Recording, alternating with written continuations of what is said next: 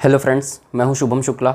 आप सभी का स्वागत करता हूं हमारे YouTube channel Shubham GS online classes में।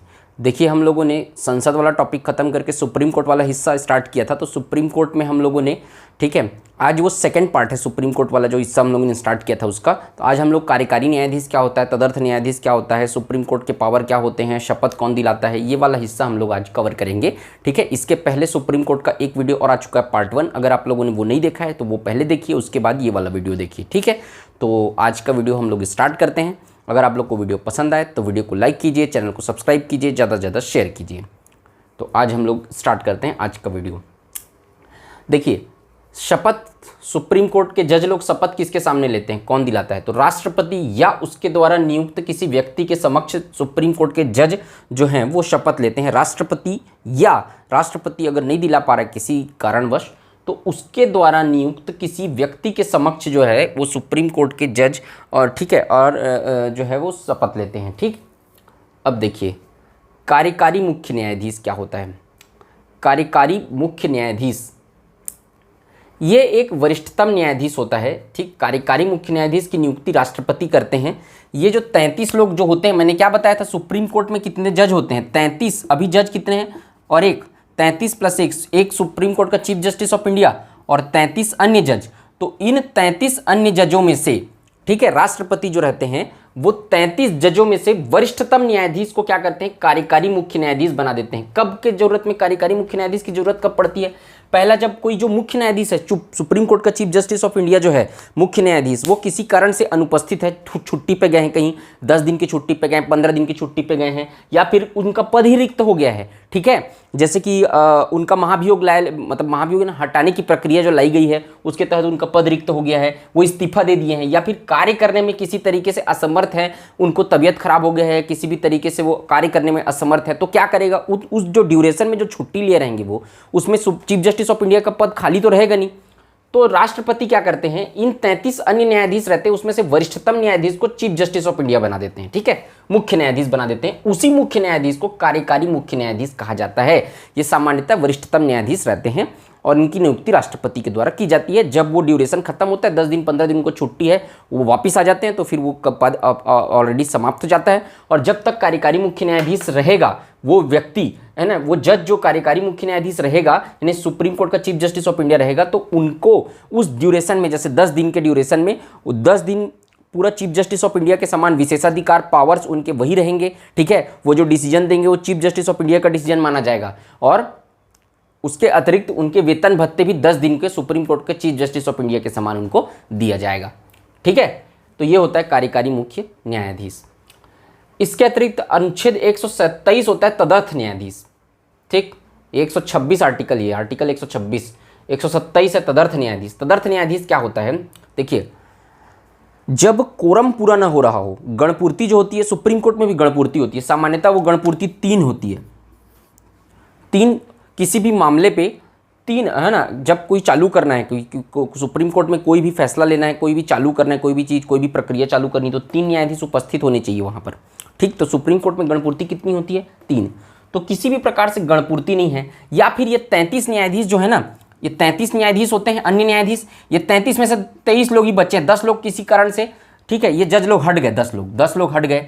ठीक, तो क्या होता है, ये पूरे 33 लोग उपस्थित नहीं हैं, 10 लोग हट गए हैं, 23 लोग हैं, या कितने भी लोग उपस्थित नहीं हैं, तो जज तो 33 होने चाहिए ना, 33 अगर कहीं रिक्वायरमेंट है तो chief justice of India, Bharat के मुख्य न्यायाधीश क्या करते हैं, मुख्य न्यायाधीश जो रहते हैं हाई कोर्ट के न्यायाधीशों को तदर्थ न्यायाधीश बना देते हैं। ठीक है, हाई कोर्ट के किसी न्यायाधीश को जो सुप्रीम कोर्ट का न्यायाधीश बनने की योग्यता रखता हो, उसे भारत का मुख्य न्यायाधीश जो होता है चीफ जस्टिस ऑफ इंडिया, वो हाई कोर्ट के किसी ऐसे न्यायाधीश जो सुप्रीम कोर्ट के न्यायाधीश बनने की योग्यता रखते हों, उनको तदर्थ न्यायाधीश नियुक्त कर देते हैं। लेकिन तदर्थ न्यायाधीश नियुक्त करने से पहले सुप्रीम कोर्ट के चीफ जस्टिस ऑफ इंडिया को राष्ट्रपति की पूर्व सहमति लेनी आवश्यक होती है। राष्ट्रपति की पूर्व सहमति, इसके अलावा वो जिस हाई कोर्ट से जज लोग को लेके आएंगे, सुप्रीम कोर्ट में तदर्थ न्यायाधीश बनाने के लिए जिस हाई कोर्ट से जज लोग को लेके आएंगे, उस हाई कोर्ट के चीफ जस्टिस की भी परामर्श उनको, की भी अनुमति उनको लेनी पड़ेगी। किसको? चीफ जस्टिस ऑफ इंडिया को। ठीक, समझ गए आप लोग? तदर्थ न्यायाधीश क्या होता है? जब कोरम पूरा न कर रहा हो तो फिर हाई कोर्ट से जो न्यायाधीश सुप्रीम कोर्ट में आते हैं उनको तदर्थ न्यायाधीश कहा जाता है। सुप्रीम कोर्ट के chief justice of India high court के किसी न्यायाधीश को तदर्थ न्यायाधीश नियुक्त कर सकते हैं, लेकिन उससे पहले हाई कोर्ट के चीफ जस्टिस और राष्ट्रपति के पूर्व पहले परामर्श लेना पड़ेगा उनको। उनके परामर्श से हाई कोर्ट के किसी ऐसे व्यक्ति को जो सुप्रीम कोर्ट का जज नियुक्त होने की योग्यता रखता हो, मतलब मैंने योग्यता कल बता दिया था, 5 वर्ष तक जज रहा हो या 10 वर्ष तक वकील रहा हो लगातार, वो योग्यता रखने वाले को तदर्थ न्यायाधीश नियुक्त कर सकते हैं अनुच्छेद 127 के तहत, जब तक हाई कोर्ट का वो न्यायाधीश तदर्थ न्यायाधीश रहेगा सुप्रीम कोर्ट में। सुप्रीम कोर्ट के न्यायाधीश के समान समस्त वेतन भत्ते विशेषाधिकार उसको मिलेंगे, ठीक है, और उसके बाद है ना उनको मिलेंगे। और वो जो न्यायाधीश रहेगा, देखिए वो हाई कोर्ट का भी न्यायाधीश है उस समय और सुप्रीम कोर्ट का भी न्यायाधीश है, तो जब भी दोनों में क्लैश होगा, ठीक है, कि किसको ज़्यादा प्रायोरिटी देना है, तो सुप्रीम कोर्ट के कार्यों को वो वरीयता देगा। वो न्यायाधीश जो रहेगा, जो तदर्थ न्यायाधीश जो हाई कोर्ट से आया है, ठीक है, वो सुप्रीम कोर्ट के कार्यों को वरीयता देगा। जब उसको दो चूज करना पड़ेगा किसी काम में कि हाई कोर्ट का भी काम आ गया है, सुप्रीम कोर्ट का भी आ गया है, तो कहाँ जाना है मुझे करके, तो सुप्रीम कोर्ट के काम को वो प्राथमिकता देगा। ये भी याद रखिएगा, ठीक है। तो ये होता है तदर्थ न्यायाधीश, अनुच्छेद 127 के तहत इसको बताया गया है। सेवानिवृत्त न्यायाधीशों की उपस्थिति, जो रिटायर्ड हो गए हैं, अनुच्छेद 128 के तहत सेवानिवृत्त न्यायाधीशों को भी लाया जा सकता है सुप्रीम कोर्ट में। जो न्यायाधीश रिटायर हो गए हैं, ठीक है, जो न्यायाधीश रिटायरमेंट ले लिए हैं, उन न्यायाधीशों को भी समय पड़ने पर क्या कर सकते हैं, जो सुप्रीम कोर्ट का जज बनाया जा सकता है कुछ समय के लिए, जब रिक्वायरमेंट हो तब। सुप्रीम कोर्ट से अवकाश प्राप्त या हाई कोर्ट से रिटायर जज जो सुप्रीम कोर्ट के जज बनने की योग्यता रखते हो, देखो मैं बताया सुप्रीम कोर्ट से रिटायर हो गए हैं, अवकाश प्राप्त कर लिए, या फिर हाई कोर्ट से रिटायर कोई जज हो गए हैं, अगर सुप्रीम कोर्ट में जरूरत है तो ऐसे हाई कोर्ट के रिटायर जजों को भी सुप्रीम कोर्ट का जज बनने की, जो सुप्रीम कोर्ट का जज बनने की योग्यता रखते हों, उनको सेवानिवृत्त न्यायाधीशों को भी सुप्रीम कोर्ट का जज बनाया जा सकता है अगर जरूरत पर हो तो। राष्ट्रपति की पूर्व अनुमति व न्यायाधीशों, है ना, राष्ट्रपति की पूर्व अनुमति, ठीक है, तो क्या किसकी किसकी पूर्व अनुमति लेनी पड़ेगी, राष्ट्रपति की पूर्व अनुमति लेनी पड़ेगी और जो न्यायाधीश की पूर्व अनुमति लेनी पड़ेगी, ठीक है। मतलब वो जिस न्यायाधीश को जो रिटायर हो गया है, उस वो न्यायाधीश रिटर्न में लिख के देगा कि हाँ मेरी सहमति है कि मैं सुप्रीम कोर्ट का चीफ जस्टिस बनना चाहता हूँ, ठीक है, तो उस न्यायाधीश की अनुमति लेनी पड़ेगी लिखित रूप से। तदर्थ न्यायाधीश के लिए उस न्यायाधीश की अनुमति जरूरी नहीं है, वो तो गवर्नमेंट सर्वेंट है ही, ठीक है, वो तो गवर्नमेंट सर्वेंट है ही, उसकी अनुमति लेने के लिए जरूरत नहीं है ये कार्यकारी मुख्य न्यायाधीश बनाने या तदर्थ न्यायाधीश बनाने की। लेकिन ये जो न्यायाधीश है सेवानिवृत्त न्यायाधीश, वो रिटायर हो चुके हैं, तो उनकी अनुमति लिखित रूप से लेनी पड़ेगी कि मैं सुप्रीम कोर्ट का चीफ जस्टिस, ठीक है, बनने के लिए अपनी सहमति प्रकट करता हूं। तो राष्ट्रपति की पूर्व अनुमति और न्यायाधीश की पूर्व अनुमति से चीफ जस्टिस ऑफ इंडिया जो सेवानिवृत्त न्यायाधीश है, उन लोगों की भी नियुक्ति कार्यकारी न्यायाधीश के रूप में, मतलब सेवानिवृत्त न्यायाधीशों की नियुक्ति भी कर सकते हैं, ठीक है। उनका वेतन राष्ट्रपति डिसाइड करेगा, ठीक है। तो जो जज लोग हैं उनका वेतन तो संसद डिसाइड करता है, लेकिन ये जो सेवानिवृत्त न्यायाधीश को अगर लाया गया है तो राष्ट्रपति जी डिसाइड करेंगे, उसका कोई फिक्स नहीं है, कितना भी रख सकते हैं उनका वेतन, ठीक है। जब तक रहेंगे तब तक इनको भी विशेषाधिकार मिलेगा फिर चीफ जस्टिस के समान। देखिए न्यायालय की प्रक्रिया क्या क्या होती है, देखिए न्यायालय की प्रक्रिया के बारे में बताया गया है। राष्ट्रपति की पूर्व अनुमति पर सुप्रीम कोर्ट अपना नियम स्वयं बना सकता है। सुप्रीम कोर्ट में कार्यवाही कैसे कैसे चलेगी, कितने जज बैठेंगे, कितना पैनल बैठेगा, ठीक है, कितनी की बेंच बैठेगी, ये सब का जो डिसीजन लेता है वो सुप्रीम कोर्ट खुद लेता है। उसमें न किसी सरकार का हस्तक्षेप होता है, न किसी का हस्तक्षेप होता है, ठीक है। लेकिन राष्ट्रपति की पूर्व अनुमति पर सुप्रीम कोर्ट अपने स्वयं के लिए खुद नियम बना सकता है, उसको राष्ट्रपति की पूर्व अनुमति बस लेनी पड़ेगी, ये याद रखिएगा। इसके अतिरिक्त देखिए कि प्रक्रिया में अनुच्छेद 143 के तहत, ठीक है, अनुच्छेद 143 के तहत क्या होता है, मैंने बताया था, राष्ट्रपति जो रहता है कानूनी मामलों में सुप्रीम कोर्ट से सलाह लेता है। अनुच्छेद 143(1) के तहत अगर राष्ट्रपति सलाह लिया तो सुप्रीम कोर्ट देने के लिए बाध्य नहीं है, अगर दिया भी तो राष्ट्रपति मानने के लिए बाध्य नहीं। अनुच्छेद 143(2) के तहत अगर राष्ट्रपति सलाह लिया तो सुप्रीम कोर्ट देने के लिए बाध्य है, लेकिन राष्ट्रपति उसको मानने के लिए बाध्य नहीं है। तो अगर 143(1) के तहत जब सलाह लेगा, 1 या 2 के तहत राष्ट्रपति जी सलाह लेंगे, तो जज तो की पैनल तो बैठेगी ना उनको किसी कानूनी मामले पर सलाह देने के लिए, तो 5 जजों की पैनल बैठेगी, 5 जज मिल के राष्ट्रपति को कानूनी मामले में सलाह देंगे। और किसी अन्य मामलों में अगर कहीं कोई सलाह ले रहा है, किसी अन्य मामलों पर सुप्रीम कोर्ट में 3 जजों की बेंच बैठती है, ठीक है। कानूनी मामलों में सलाह पर राष्ट्रपति जब मांग रहे हैं तो 5 जज, अन्य मामले पर कहीं सलाह देना है, डिसीजन देना है, तो 3 जज बैठते हैं और निर्णय बहुमत से होता है। अब 5 जज बैठे हुए हैं, तो कोई जज अगर 3 जज कुछ चीज़ के लिए एक मत होंगे तभी वो सलाह राष्ट्रपति के पास जाएगा कानूनी में। 3 जज में से कोई 3 जज नहीं रहे, 2 जज बस सहमत हो रहे हैं, 3 जज सहमत नहीं हो रहे, असहमति हो रहे हैं, तो वो सलाह नहीं देंगे।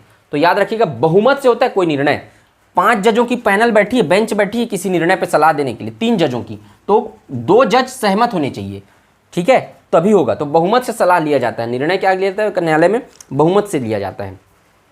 सुप्रीम कोर्ट का स्थान दिल्ली, अभी वर्तमान में सुप्रीम कोर्ट कहाँ है, दिल्ली। लेकिन ऐसी व्यवस्था भी संविधान में की गई है कि अगर जरूरत पड़े, अनिवार्य नहीं है, केवल जब जरूरत पड़े तब दिल्ली के अलावा कहीं भी सुप्रीम कोर्ट बैठ सकती है। जैसे कि कोई खूंखार आरोपी है, उसको लाना पॉसिबल नहीं है दिल्ली तक, दंगा हो जाने का या फिर उसके ऊपर हमले का कोई क्या बोलते हैं डर है, खतरा है, तो फिर जज खुद ही वहाँ चले जाते हैं उस स्टेट में और वहाँ पर बैठ के अपना डिसीजन दे सकते हैं। सुप्रीम कोर्ट के जज जहाँ भी बैठेंगे वहाँ सुप्रीम कोर्ट बन जाएगा।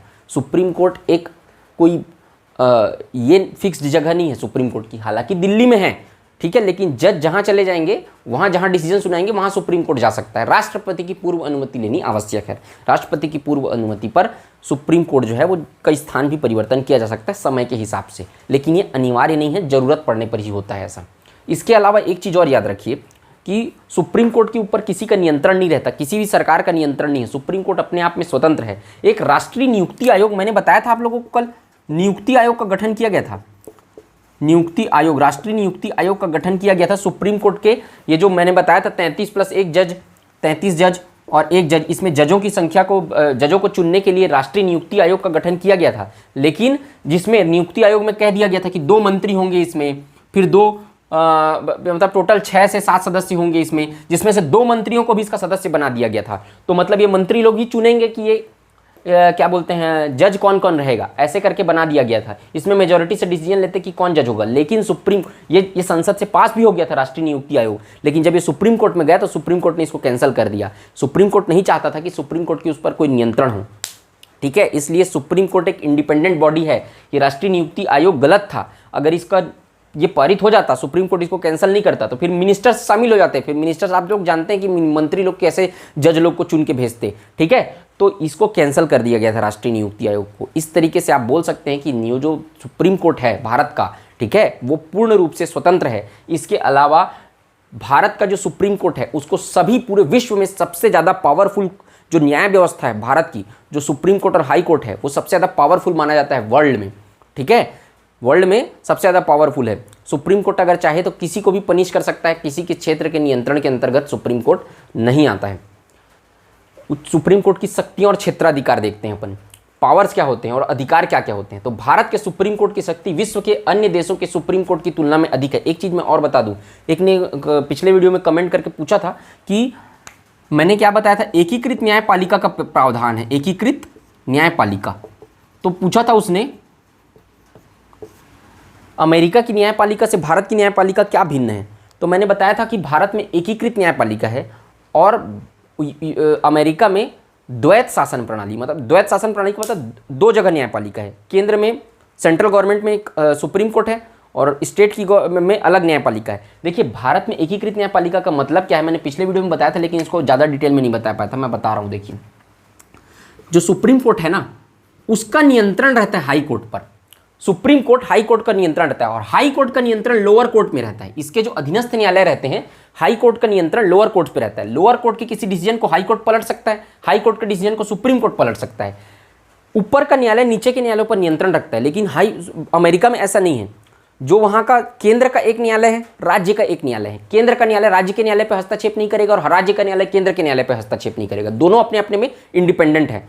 तो दोहरी न्याय प्रणाली है वहाँ, ठीक है, दोहरी न्याय प्रणाली, जबकि भारत में एकीकृत न्यायपालिका है। तो ये दोनों में अंतर है, ठीक है, इसको याद रखिएगा। अपन शक्तियों वाला पोर्शन देख रहे थे। देखिए मूल अधिकारों का संरक्षक, अंतिम व्याख्याकार और गारंटर है सुप्रीम कोर्ट। आपके जो फंडामेंटल राइट्स हैं, जब मैं मूल अधिकार पढ़ाऊंगा तो वो बताऊंगा आपको। तो मूल अधिकारों का रक्षक सुप्रीम कोर्ट है, क्योंकि आपके मूल अधिकारों का अगर हनन हो रहा है तो आप सुप्रीम कोर्ट में याचिका दायर कर सकते हैं। सुप्रीम कोर्ट आपके मूल अधिकारों का रक्षक है, अंतिम व्याख्याकार है। जो चीज़ मूल अधिकार हैं, अगर किसी चीज़ पे दिक्कत होता है संविधान को समझने में, संविधान को जानने में, किसी चीज़ को समझने में, जैसे कि लाभ का पद क्या है, अब ये लाभ का पद को एक्सप्लेन ही नहीं किया गया संविधान में, तो कोई पूछेगा तो उसकी व्याख्या कौन करेगा? तो सुप्रीम कोर्ट उसका व्याख्या करेगा कि लाभ के पद के अंतर्गत अभी वर्तमान में ये चीज़ें शामिल हैं, या संविधान लिखने वालों ने इस मंशा से इसको बनाया था। तो सुप्रीम कोर्ट जो बोल देगा वही उसके अंतर्गत आ जाएगा। तो उसका व्याख्याकार क्या हुआ? अगर किसी चीज़ को पूर्ण रूप से संविधान में व्याख्या नहीं की गई है तो उसको व्याख्या कौन करेगा? सुप्रीम कोर्ट करेगा। इसलिए सुप्रीम कोर्ट को क्या कहा जाता है? संविधान का व्याख्याकार कहा जाता है। ठीक, और गारंटर है, आपके मूल अधिकारों की गारंटी है उसके पास कि भाई वो गारंटी ले रहा है आपके मूल अधिकारों का संरक्षण करूंगा करके। ठीक है, तो सुप्रीम कोर्ट मूल अधिकारों का संरक्षक, अंतिम व्याख्याकार और गारंटर है। एक एक वर्ड का मतलब आपको समझना है, वहां क्वेश्चन में घुमा देगा वर्ड में। ठीक है, पहला, कितने प्रकार के शक्ति होती है, पावर्स कितने प्रकार के होते हैं सुप्रीम कोर्ट के पास? ये देखिए, पहला मूल क्षेत्राधिकार। ठीक है, इसको अपन एक एक पावर को एक्सप्लेन कर डिटेल में पढ़ेंगे अपन नेक्स्ट वीडियो में। ठीक है, तो अभी मैं सिर्फ ये देखिए कि 7 प्रकार की शक्तियां होती हैं सुप्रीम कोर्ट के पास। ठीक है, कितने प्रकार की शक्तियां होती हैं? 7 प्रकार की शक्तियां होती हैं। पहला मूल क्षेत्राधिकार या आरंभिक क्षेत्राधिकार, इसी को प्रारंभिक क्षेत्राधिकार भी कहते हैं। दूसरा न्यायाधीश क्षेत्राधिकार, न्याय न्याय की सीमा क्या है? तीसरा अपीली क्षेत्राधिकार, इसका मतलब क्या होता है? अपीली क्षेत्राधिकार, अगर लोअर कोर्ट ने कोई डिसीजन दिया तो हाई कोर्ट उस पर अपील कर सकते हैं, हाई कोर्ट को डिसीजन दिया तो सुप्रीम कोर्ट में अपील कर सकते हैं, तो वो होता है अपीली क्षेत्राधिकार भी है। ठीक है, अपील सुनने के भी अधिकार है सुप्रीम कोर्ट के पास। तीसरा सलाहकार क्षेत्राधिकार, सलाह दे सकता है अपने लोअर कोर्ट लोग को। ठीक है, या राष्ट्रपति को भी तो सलाह देता है, तो सलाहकार क्षेत्राधिकार भी है। पांचवा अभिलेखों का न्यायालय है, इसका मतलब क्या है?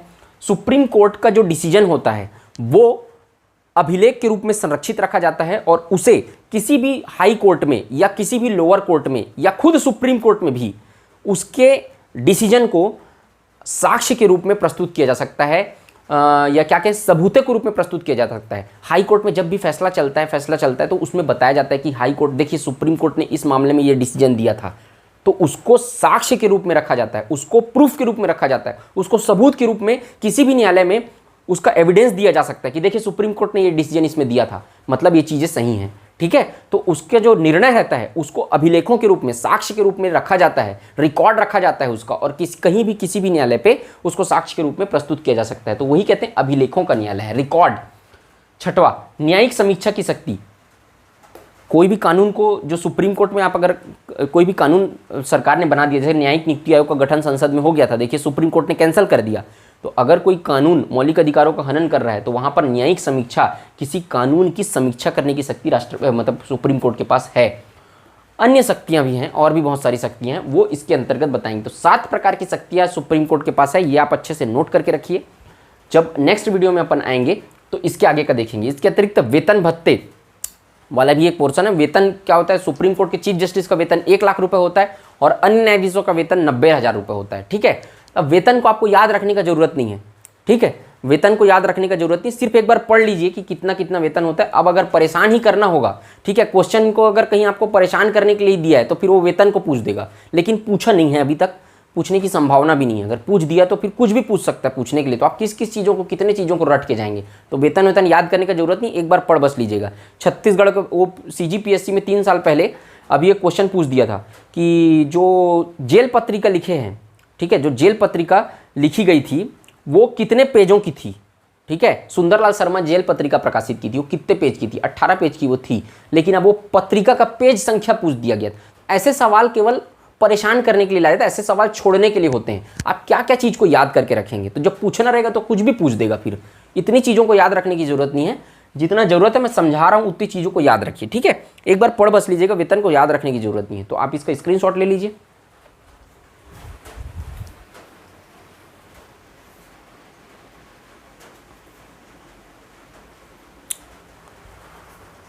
तो आई होप आप सबको ये वीडियो पसंद आया होगा। अब नेक्स्ट वीडियो में जब अपन आएंगे तो पूरे जो सुप्रीम कोर्ट के पावर्स होते हैं, क्षेत्राधिकार क्या क्या होते हैं, वो वाला हिस्सा देखेंगे। तो आज के वीडियो में सिर्फ इतना ही। अगर आप लोग को वीडियो पसंद आया तो वीडियो को लाइक कीजिए, चैनल को सब्सक्राइब कीजिए, ज़्यादा से ज़्यादा शेयर कीजिए। मिलते हैं नेक्स्ट वीडियो में। जय हिंद, वंदे मातरम।